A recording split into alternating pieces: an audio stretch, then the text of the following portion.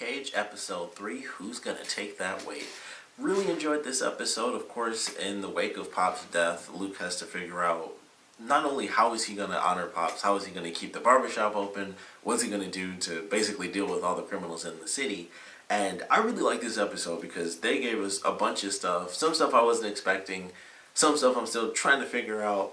The crazy ending I certainly wasn't expecting. I thought when he was like, I gotta go visit the dishwasher personally, I didn't even think that was gonna happen in this episode. And then Cottonmouth shows up with, a rocket launcher at the end. So hopefully Connie's still alive. Who knows? But that was a pretty crazy scene. And I know the next episode, based on the little promo picture, is going to be flashback based. So we get to see him, as I mentioned, for the premiere, like we get the flashback of the bald person. They always have a bunch of hair. And he even has like the whole connecting beard and everything I saw. But I really enjoyed this episode. We got to see, what happened with Chico, what he decided to do by the end of this episode. We got to see a greater dynamic between Mystic and her partner, and we really get to learn a lot more about him. And as it was going through, when they had their conversation, which also during the scene when she's like, she realizes that it's Luke Cage, I really had to wonder if that was an actual power, because I'm like, okay, I guess she could figure it out, but I don't know. I don't know what she was really putting together. I mean, she did see that he clearly got shot and nothing happened to him, so I guess it wouldn't be that crazy, to really understand the ideas, like, okay, it's a really big guy. I mean, I don't know if, that doped up woman saying that he was fine would have counted as evidence, but I don't know, maybe she put that in there herself. But it was like, alright, at this point, that picture was like at the front of the door. This is him literally walking all the way down the street and everything. And I'm like, I can't tell if this is actually her using a superpower, or if this is just her being like a super epic detective, or what the case was. So I'm still, especially now, I'm super on the fence, because the other one was like, okay, that was simple enough where they could tell who was shot first, because they could just, you can chronicle that type of stuff and be like, alright, excuse me, this bullet, was fired, this gun was fired first, this person was hit first though. And you can kind of follow all that stuff around. It's like, okay, that I can understand. But when they go through the pictures and stuff, and they get the side image of him walking out of the Atticus building, and then she's basically focusing and trying to follow him basically across the street through the park, I'm like, I feel like that's a superpower thing. I don't think that's just a detective thing. But like I said, at the same time, it's like, alright, I saw this guy who's clearly bulletproof. Not impossible to, put it together. Tall guy too, so it's like, alright, it's not exactly insane that you could put that type of thing together. They would just be like, oh, it's just some random other dude who's also tall and also bulletproof, most likely. So it's not too far-fetched that she could figure that out, but just the way they visually do it is what makes me really wonder, like, is this a power? Does she have to kind of look at all of these seemingly unrelated things, or well, related things, but all these pictures, and she has to kind of collect it all at once. She can't just think of someone and be like, oh, this is what happened. Like, she can't just think about Tone and then see his last moments or anything. She has to see evidence of the scene, or possibly have even been there, to figure it all out. Like, alright, this is what the place looked like, and this is how everything played out. So like I said, still can't tell if that's a power or if that's just her being a great detective, but either way, I still think it's really cool. After that scene, we get to learn a lot about Mystic's partner, and it starts off where it's like, okay, he's just this dude who's like, whatever, let this random person take out all these criminals. It makes our job easier, and we do all this stuff, and we get like a handshake and a picture with the mayor as a reward. And I was like, all right, he just appreciates vigilante justice. Like, I've seen that before, and going through it, we get the scene where he goes to talk with Chico, and I'm like, okay. And I was actually watching it, which is kind of why I like the scene, because they went and they go out and eat at some random place and stuff, and I'm like, oh man, this is super suspicious, middle of the night, I'm pretty sure he's a dirty cop. And of course they made it seem that way too, because Chico's talking, I'm like, this is exactly how all of these scenes go when someone's a surprise dirty cop. It's super silent and stuff. And I was watching him, and I love the way they did it. Maybe it was just, how they had it. I don't know if he had his tie on at all. I wasn't paying attention to that. I don't know if he was even wearing it when the scene started. But when Chico was talking, I was still looking at the cop. I'm like, all right, I'm trying to figure out what's going on with him. I'm like, I'm trying to see if he's moving. I'm like, I think his hand is moving. Like, I couldn't tell if he was like reaching for his gun or what was going to happen.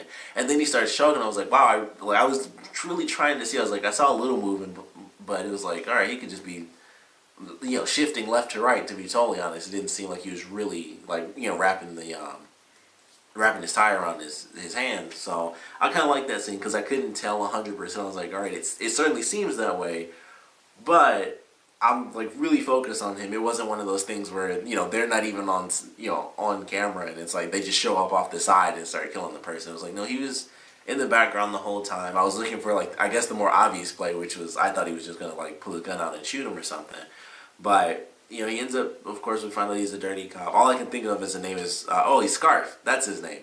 Raphael Scarf, which I shouldn't have forgot because Raphael is the Ninja Turtle's name, which I love.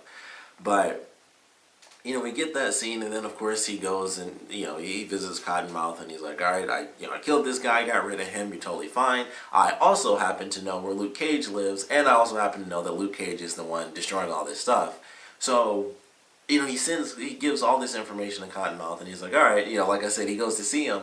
I didn't even think that was actually going to be this episode, and everything seems kind of calm and stuff. We went through all the craziness of the action scene with Luke going actually, into the Atticus building, and I like the way they did it, where it starts off at the opening, and it's like a bunch of people running out, like, oh man, he killed everybody, and they, we see like the couch fly out the window and stuff like that. I was like, okay, that's pretty cool.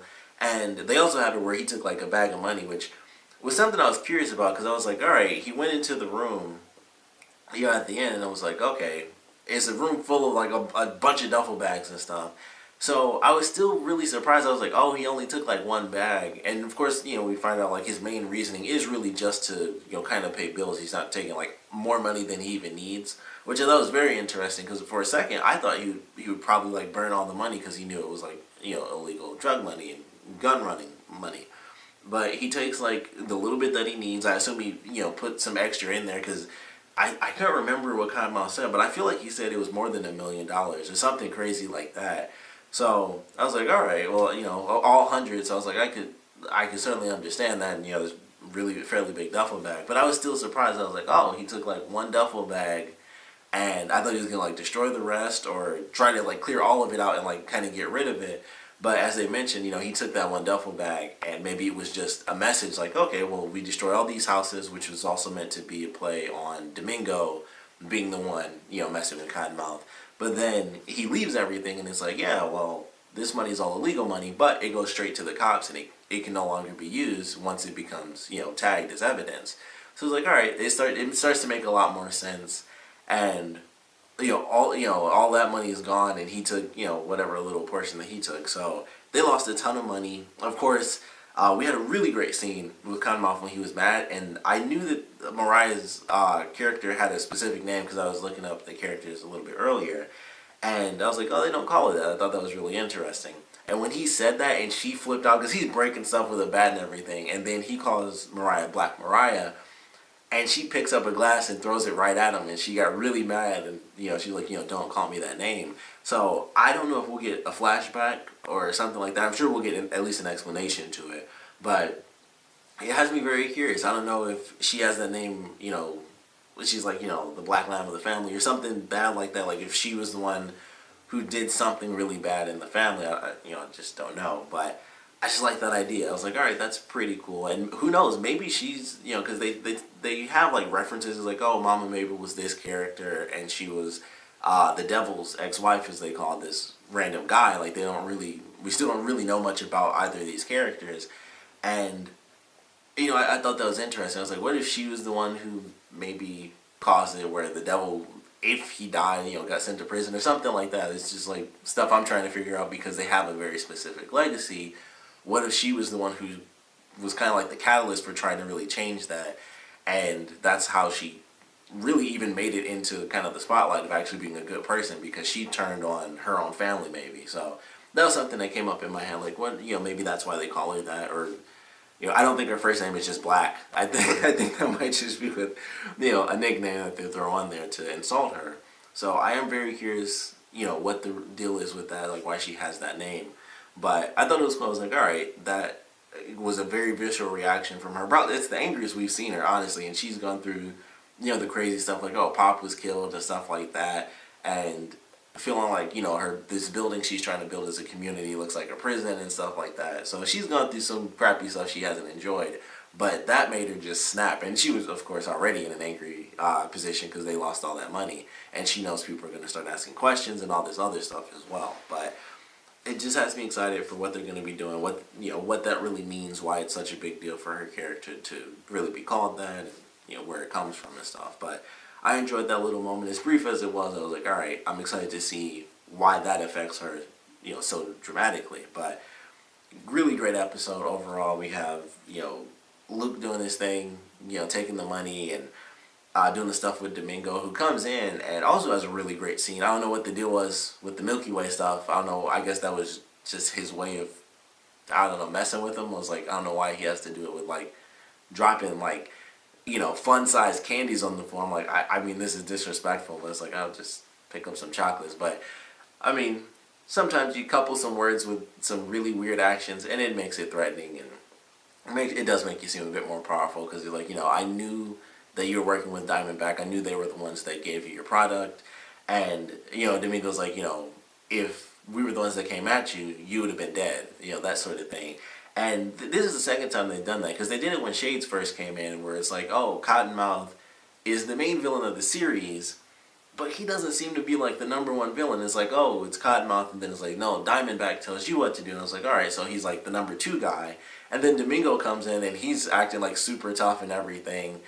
And it was like, all right, I don't know if Cottonmouth is even number two in the city anymore. Every time somebody comes at him, it's like, no, if I did this, or if I wanted to do this, then you would know, or something like that. And I'm like, all right, I don't, I keep thinking he's like, really powerful, and then something else happens, and I'm like, I guess he's number three now. He's like third tier. He's not even like the main, in the city at least, he's not like the main, gangster or anything. So I was like, all right, they've kind of added another layer on top of the Diamondback thing. So I really don't know what to expect. And as he mentioned, Domingo declared war on them, so I'm sure that's going to be really insane in some of the upcoming episodes. But I'm certainly excited for it. I don't know how this could possibly work. I mean, I know Luke can cover some people up, but he shot a freaking rocket inside of an enclosed space. I don't think she made it. If she survives, she's going to be severely burnt. And that's probably how they do it, where, it won't be another character that ends up getting killed. But that was just a crazy way to end it. And I knew it was the ending, because it's like, what better way can you end an episode outside of the main villain just on a rooftop, and he just shoots a freaking rocket with like homing missile and everything. He's like, all right, it's only two people sitting in this window. It's like, all right, let me get this little reticle on them, and then just shoot a freaking rocket straight through. So I hope, Luke was able to actually save this woman, but it should be pretty interesting going into this next episode. But of course, I want to know what you guys thought about it, so please comment below. Let me know your favorite parts, your least favorite parts, and I want to know what you guys think is going to happen with Detective Scarf. Like, now that we know officially that he's, a dirty cop, which honestly, that didn't seem to be the case for me whatsoever. And I actually really enjoyed his character, because there was a scene when they were talking about basketball. I loved that scene, because I was like, man, I really like this. It really shows how close they actually are, because they make certain jokes every once in a while, at least, throughout the other two episodes. I was like, all right, they've made a couple jokes here and there, so they're fairly close. And of course, they're partners, so I knew they had to be close. But when they were talking about basketball and stuff, I was like, I love this scene, because it really shows, like, they're just making jokes. Like, he's making jokes about her for being a Celtics fan, and, he laughs at her when she mentions liking the Pistons, which I like, but that's because I'm from Detroit.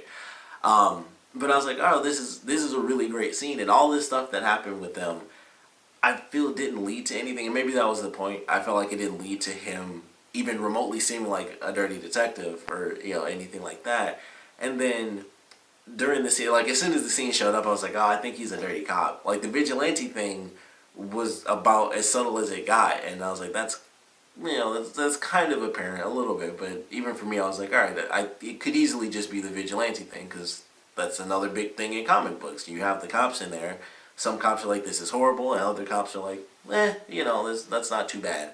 So I just thought he was one of those types of cops where it was like, it sucks that people have to be hurt and stuff, but hey, this person can do all these things that we can't do and survive, no problem. And I was like, all right. And then as soon as they had that scene and it's just dark and they're alone, I was like, yep, he's probably a dirty cop now. And it just felt so abrupt that it happened that way. I kind of wish it was something more obvious, where it's like, oh, he did something, or he just seemed suspicious, and it just seemed like it really came out of nowhere. And I guess it's one of those situations you kind of can't win, because if it was too obvious, or even if it was subtle, I don't know, maybe I would have enjoyed it a little more. But it just seemed like there was just nothing to it. It wasn't even like he was on phones where it's like, oh, this is suspicious. Why is this happening? Or Cottonmouth would be talking to someone and we never got to see that person, and then we find out in the third episode who it is. But it was just like, no, it's just poof. As soon as that, they're just alone. Which, that was another thing. It was like, him being alone with the guy. I was like, all right, well, he took him for a ride and this and that, and I was just like, yeah, it just doesn't seem like it's gonna play out. And I kind of wish it was just more subtle. It wasn't just, it felt so abrupt to me that it was just like, poof, he's a dirty cop now. I was like, oh, that really sucks, because I actually liked his character. I actually liked the two of them together, and we'll probably still get that until he's inevitably found out. Either he'll be found out, or he'll just flat out end up getting killed before anyone realizes that he was a dirty cop. But I think we'll still get the good banter, between our two detective characters, and I'll still enjoy it. But it'll be a little different. It'll be like, oh, they're great together, but he's still a dirty cop, and it's like, oh, I don't like him as much. If they were just working the case and that was all there was to it, I think I'd like him a little more. I would have preferred if he was just a good cop, because I feel like that's something we don't get often enough. It always feels like in these sort of situations when it's superhero stuff, I feel like it's always the one good cop, and then one of the other the other cop ends up being dirty. So I kind of wish they were both just good cops, and that was all there was to it. But I'm sure I'll still appreciate what they do with this character, especially now that we know they'll be utilizing that side of his character way more. So I think it'll be more entertaining. Maybe he'll be covering up stuff and doing some other illegal things. Maybe he'll be killing more people, and maybe that's how he'll end up dying or getting busted or something. But definitely want to know what you guys think will end up happening to him, and what you thought of the reveal in general, and of course what you guys thought about this episode in general. So please comment below, let me know, and thanks for watching.